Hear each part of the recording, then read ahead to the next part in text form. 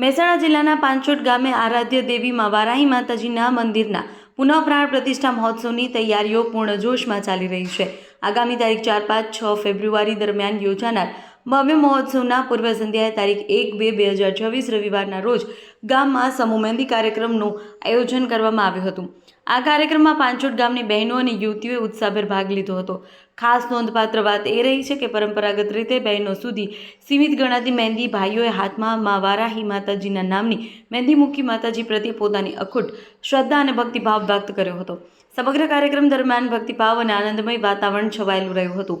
ગામની નાકે બિરાજમાન મા વારાહી માતાજી સર્વકોમના રક્ષણકર્તા તરીકે પૂજાતા હોવાના કારણે આ મહોત્સવ પ્રત્યે સર્વ સમાજમાં વિશેષ ઉત્સાહ જોવા મળી રહ્યો છે.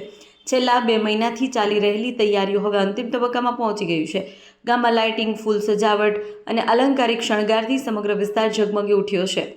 આ મહાપર્વ નિમિત્તે આયોજકો દ્વારા આસપાસ ગામો તેમજ દૂર દૂરથી ભક્તોને પધારવા માટે ભાવભીનું આમંત્રણ આપવામાં આવ્યું છે. તમામ ભક્તોને મહોત્સવ દરમિયાન મા વારાહી માતાજીના દિવ્ય દર્શનનો લાભ લેવા અનુરોધ કરવામાં આવ્યો છે. વિશ્વ પટેલ, મહેસાણા.